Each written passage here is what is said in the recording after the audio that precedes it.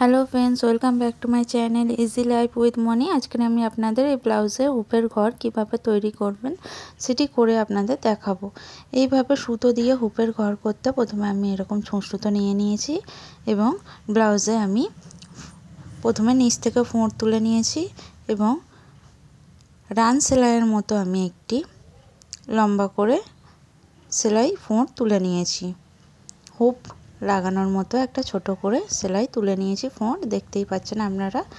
আমি একবার ফোঁড় তুলে নিয়ে আবার সুতোটিকে ঘুরিয়ে আবার একটু ডবল লেয়ার করে সুতোটিকে তুলে নিয়েছি যাতে একটু মোটা হয় সুতোটা। এবারে এইভাবে ফোঁড় তুলে আবার এই যে সুতোটার এই যে মাঝখানে দেখছেন এই গ্যাপ আছে, এই গ্যাপ থেকে গলিয়ে এই যে সুতোটা যে শেষ হচ্ছে এই যে গোল ভাবটা আছে এই গোলের মধ্যে থেকে নিচ থেকে এই যে গিট ফেলার মতো ফোঁড় তুলতে হবে। এই যে এইভাবে আপনারা ভালো করে দেখলে বুঝতে পারবেন আমি কিভাবে সুতোটি তুলছি। এই যে গ্যাপটা আছে এটা আবারও আমি ভেতর দিয়ে এরকমভাবে গলিয়ে গিট মতো তুলে নেব। গায়ে গায়ে এইভাবে পরপর করে যেতে হবে। আপনারা ভালো করে ভিডিওটিকে ফলো করলে বুঝতে পারবেন আমি কিভাবে এই হুপ লাগানোর ঘরটি তৈরি করে নিয়েছি এবং আপনারা নিজেরাও খুব সহজে এটি তৈরি করে নিতে পারবেন। এইভাবে হুপের ঘর করলে খুবই টেকসই হয়। ফুটো করে হুপের ঘর যেগুলো করা হয় তার থেকে বেশি টেকসই এই রকম হুপের ঘর তৈরি করলে অনেক দিন থাকে এবং খুব সহজে ছিঁড়েও যায় না। এই যে পরপর গায়ে গায়ে আমি এরকমভাবে তুলে নিচ্ছি। তারপরে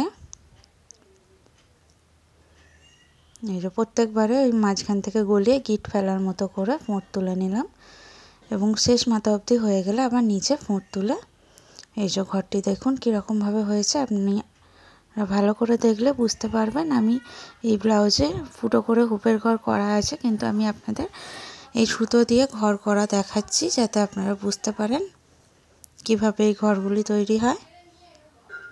এরপরে আমি এই যে নিচের সুতোটা আবার যে হুপের ঘর আছে সেই সমানে আবারও রান সেলাইয়ের মতো একটি ফোঁড় তুলে নেব।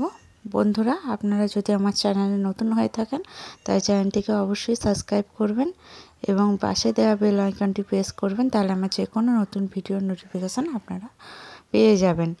এবং আপনাদের যদি কোনো রিকোয়েস্ট ভিডিও থেকে থাকে কোনো কিছুর আমাকে সেটি কমেন্ট বক্সে জানাতে পারেন, তাহলে আমি সেই ভিডিওটি অবশ্যই করে দেখাবো আপনাদের। এবং আপনাদের যদি কোনো বুঝতে অসুবিধা হয় আমাকে অবশ্যই সেটা কমেন্ট বক্সে জানাবেন।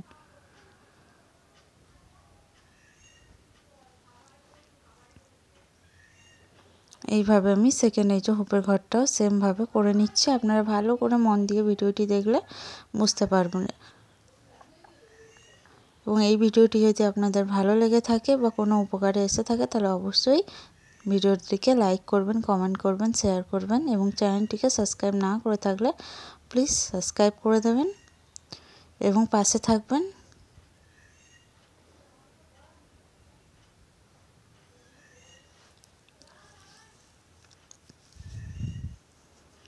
এইভাবে আমি এই ঘরটিকেও করে নিলাম। আপনারা ভালো করে দেখলে বুঝতে পারবেন।